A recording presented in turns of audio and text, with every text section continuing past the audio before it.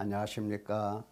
29번째 오늘 또 회개에 대한 무지와 오해 좀 생각해 보도록 하겠습니다. 여러분 어떠십니까? 여러 가지 힘들고 답답하고 어려운 일 생길 때 하나님께 대하여 어떤 말들을 또 어떤 생각들이 일어납니까? 왜요? 도대체 왜 그럴까? 뭘 그렇게 잘못했다고 등등 이러한 말은 하지 않는지 모르겠습니다. 하나님은 자녀를 양육하실 때 항상 잘못하고 고쳐야 될 습관이 있을 때는 징계하십니다. 그래서 우리는 그 징계를 통해서 아버지를 더욱더 헤아리고 아버지 앞에서 회개를 하게 됩니다. 물론 하나님은 징계가 먼저가 아니고 회개하라는 말씀을 먼저 주십니다. 회개가 목적이기 때문에 그렇습니다. 징계 자체가 목적이 아니에요. 자, 오늘은 죄에 대한 이 무지 살펴보도록 하겠습니다. 원고를 보지요.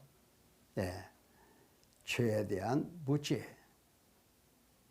왜 자꾸 회개하라는 거야? 이 말은 죄에 대한 무지가 우리 속에 있기 때문에 그렇습니다. 내가 죄인이라는 의식이 없어서 회개하라고 할 때 그 말씀이 거부감이 먼저 생기게 됩니다. 자, 그러면 여기 말씀을 한번 보십시다. 로마서 5장 12절에 그러므로 한 사람으로 말미암아 죄가 세상에 들어왔다. 죄로 말미암아 사망이 들어왔다. 이와 같이 모든 사람이 한 사람도 빼놓을 것 없이 모든 사람이 죄를 지었다. 그래서 사망이 모든 사람에게 이르렀다. 이렇게 말씀을 하십니다. 내가 죄를 지었다, 안 지었다 하기 이전부터 내 안에는 죄가 들어와 있고 그 죄로 인하여 나는 사망의 길을 가고 있는 것입니다. 그러면 내가 짓지 않은 죄라 할지라도 도대체 어떠한 죄가 내 속에 들어와 있는가 하는 거 살펴보도록 하겠습니다. 창세기 3장 4, 5절에 뱀이 여자에게 이르되 너희가 결코 죽지 아니하리라. 너희가 그것을 먹는 날에는 너희 눈이 밝아져서 하나님과 같이 된다. 그리고 선악을 안다. 따먹습니다. 남편도 따서 줍니다. 같이 먹죠. 이것이 바로 죄입니다. 왜 자꾸 회개하라는 거야? 나는 회개할 죄가 없는 것 같은데. 이 죄를 우리가 잘 들여다 보아야 합니다. 죄를 범한 결과에 대한 무지가 우리 속에 있는데 죄를 범했다. 한 사람이 죄를 범했어. 그 죄를 범한 결과가 어떻게 되느냐? 모든 인간은 이제 사탄의 권세 아래 놓여 있게 됩니다.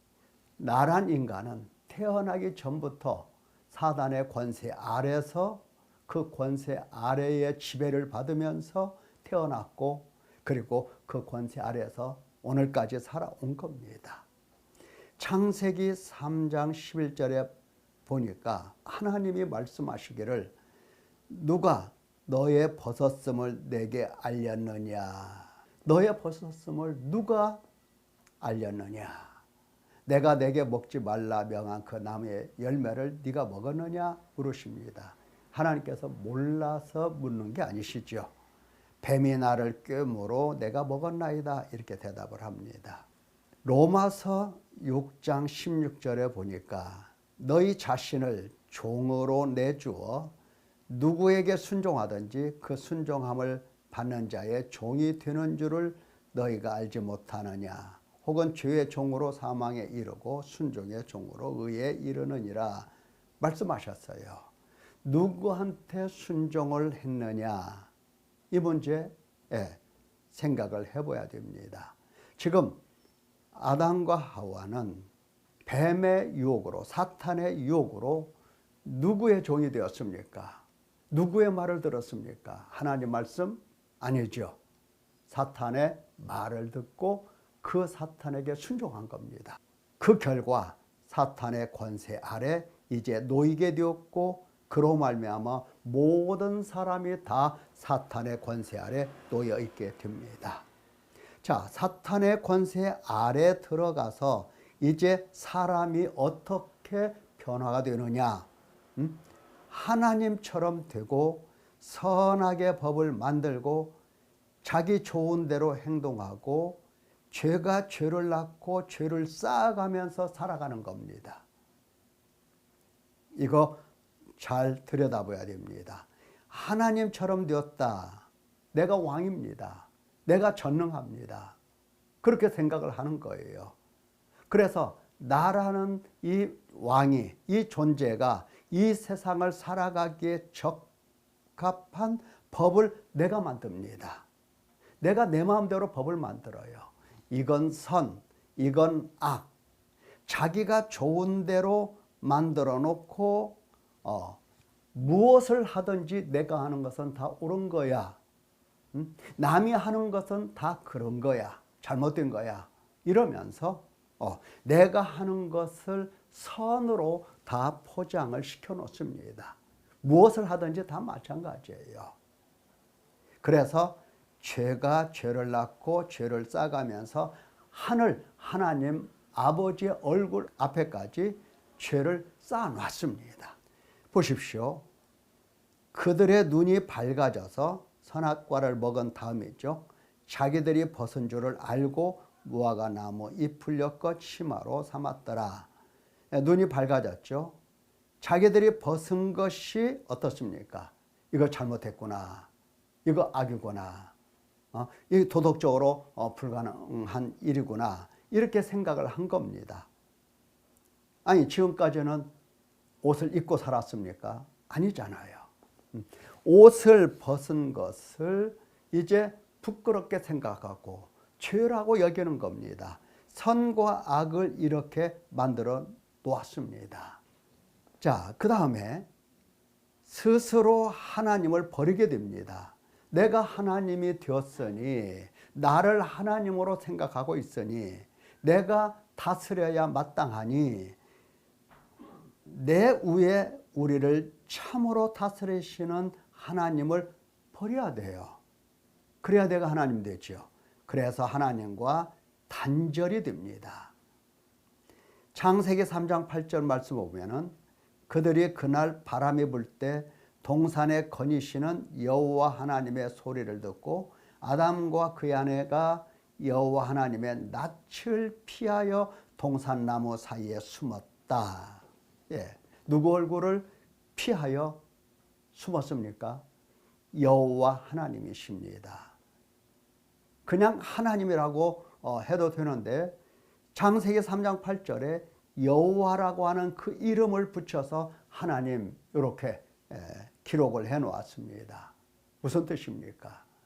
여호와는 자기 백성을 당신께서 만드시고 당신과 언약을 맺은 당신 백성에 한하여 여호와라고 하는 그 이름을 주로 사용을 하십니다. 그래서 지금 여호와라고 하는 나를 창조하시고 나의 아버지가 되시고 나의 하나님이 되신 그 여호와 하나님을 이제 피하여 하나님을 버리고 하나님과 단절하고 피하여 숨게 됩니다. 이러한 것은 하나님의 형상이 파괴가 된 것입니다. 그래서 하나님과 사귐이라든가 하나님과의 대화가 불가능하게 됩니다. 보십시오. 창세기 3장 9절 여호와 하나님이 아담을 부르시며, 왜 하나님이 아담을 부르세요? 여호와 하나님이시기 때문에 아담을 부르신 겁니다. 부르시면서 그에게 이르시되 네가 어디 있느냐 이렇게 물으세요. 네가 어디 있느냐. 그러니까 내가 벗었으므로 두려워하여 숨었나이다 이렇게 대답을 해요. 하나님은 네가 어디 있느냐, 네가 있을 곳이 어디 있느냐, 내가 너를 어디 있기를 원하여 내가 너를 어디에 만들어 놓았느냐. 너와 나 사이에 어떤 관계로 살아가는 것이 올바른 거냐 하시면서 네가 어디 있느냐 물으시는데 그는 숨었다라고 대답을 합니다. 대화 자체가 불가능한 겁니다. 보십시오. 하나님이 자기 형상, 하나님의 이미지로 하나님의 형상대로 사람을 창조하시되 남자와 여자를 창조하셨다 이렇게 말씀하시잖아요. 사람은 하나님의 형상입니다. 첼렘이라고 하죠. 하나님의 형상이에요. 하나님의 이미지입니다. 사람을 보면 하나님을 볼 수 있게 하나님이 원래 만드셨습니다. 그게 바로 사람입니다. 그런데 이제 그를 바라보면 사탄에게 미혹되어서 사탄에게 매여서 욕심에 속해서 스스로 하나님 노릇하고 사망 가운데 있는 그 인간을 바라볼 때에 하나님의 형상이라고 하는 것은 더 이상 존재하지 않습니다. 파괴가 됐어요. 자, 여기 보십시다. 그림을 보세요. 하나님께서 창조하셨죠. 하나님의 형상으로. 그리고 그들에게 율법을 주십니다. 선악을 알게 하는 나무의 실과를 먹지 말라. 먹는 날에는 반드시 죽는다 말씀하셨어요. 이 율법이라고 하는 것은 언약서입니다. 언약이에요. 당신 백성에게 당신께서 주시는 언약이라고요. 이들이 여기에서 행복을 누리며 평안한 삶을 살 수 있는 것은 바로 하나님과의 언약 관계에 있기 때문에 하나님의 형상을 유지하는 이 언약 관계에 있기 때문에 이 조건에 한해서 이 에덴 동산에서 살 수 있는 겁니다. 그런데 이 율법을 깨트렸습니다. 하나님을 버렸습니다. 하나님을 버렸어요. 그것이 전부가 아니죠. 하나님의 형상도 깨져버렸어요. 하나님과 이제 함께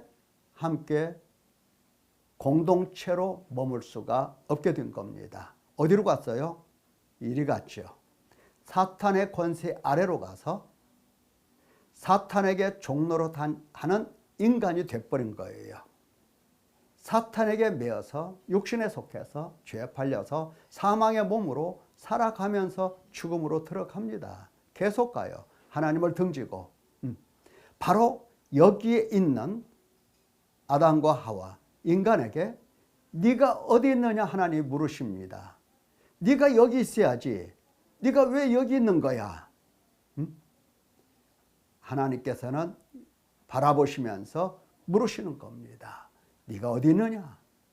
그런데 네가 어디 있느냐라는 하나님의 말씀 앞에서 이 아담과 하와는 뭐를 해야 되겠습니까? 가슴을 치면서 마음을 찢으면서 제가 잘못했습니다 하고 회개를 해야 될 게 아니에요. 근데 회개를 하지 않습니다. 자, 그래서 하나님께서는 사탄의 권세 아래 있는 인간에 대하여 하나님께로 인도하시는 하나님의 인애를 베푸시면서 회개하라고 명령을 하시는 것입니다.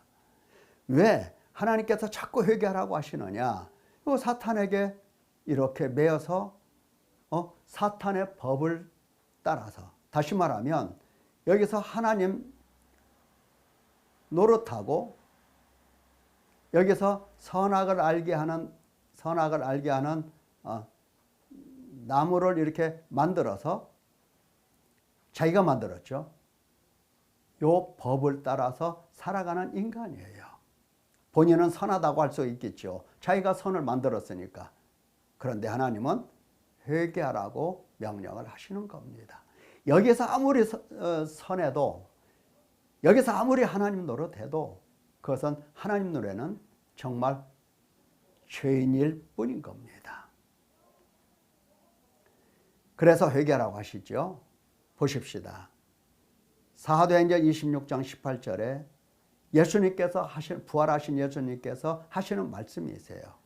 그 눈을 뜨게 하여 어두움에서 빛으로 사단의 권세에서 하나님께 돌아오게 하고 죄사함과 나를 믿어 거룩하게 된 무리 가운데 기업을 얻게 하리라. 예수님께서 이 말씀을 하셨어요. 바울 사도에게. 그래서 바울 사도는 이 말씀을 듣고 어떻게 했습니까? 다메섹, 예루살렘, 온 유대 땅, 이방인 다니면서 회개하라. 하나님께로 돌아와라. 회개에 합당한 일을 하라. 이렇게 전파했던 겁니다. 그랬더니 유대인들이 성전에서 나를 잡아 죽이고자 하였다. 예. 예수님께서도 마찬가지예요. 내가 의인을 부르러 온 것이 아니요 죄인을 불러 회개시키러 왔노라 하시면서 회개하라고 명령을 하십니다. 그런데 이 예수님을 십자가에 못 박아 죽이지요. 회개하라는 사람, 회개하라고 선포하는 사람, 왜 자꾸 회개하라는 거야 하면서 미워하고 죽이게 되는 것입니다. 그것은 뭐냐? 회개에 대한 오해와 무지가 가득한 거예요. 보십시다. 왜 하나님께서, 왜 예수님께서 회개하라고 말씀하시는가 하는 것은 하나님의 형상을 회복하시기 위한 것입니다. 하나님이 미리 아신 자들을 또한 그 아들의 형상을 본받게 하기 위하여 미리 정하셨다. 정하신 자들을 하나님은 부르시고 부르신 그들을 이제 의롭다고 하시잖아요. 하나님의 형상을 본받게 하는 것이 하나님이에요. 예수님이에요. 성령께서 하시는 일이에요.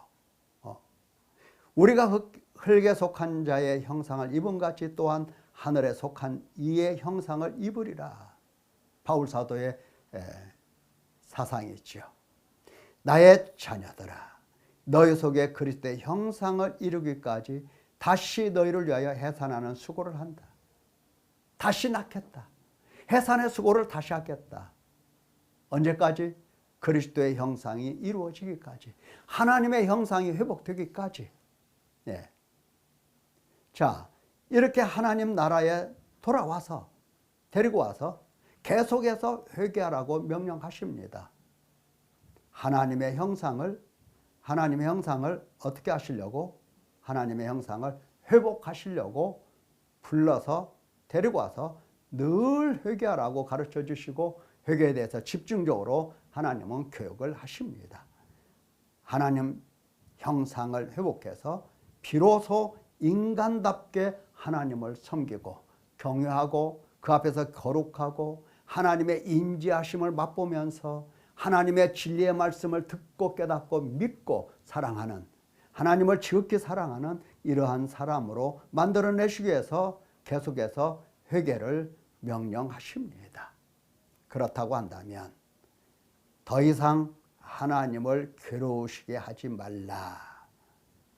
너희가 말로 여호와를 괴롭게 하고도 이르기를 우리가 어떻게 여호와를 괴롭혀드렸나이까 하는도다. 우리 인간은 하나님을 괴롭히면서도 내가 하나님을 괴롭혔다는 생각을 안 해요. 모르니까. 죄에 대해서 모르니까. 내가 죄인이라는 사실을 모르니까 내가 하나님을 얼마나 슬프게 하시고 괴롭게 하고 정말 하나님의 눈에서 눈물이 마르지 않도록 흐르게 했는가 하는 사실을 깨닫지 못하는 겁니다. 더 이상 하나님을 괴로우시게 하면 안 됩니다. 사랑하는 성도 여러분, 내가 날마다 짓는 죄에 대해서 탄식하면서 결국은 내가 짓지 않은, 내가 전혀 모르는 창세 때, 창조 후에 일어났던 그 죄가 내 속에 들어와 있음을 보면서 그 죄까지도 회개할 수 있어야 하겠습니다. 감사합니다.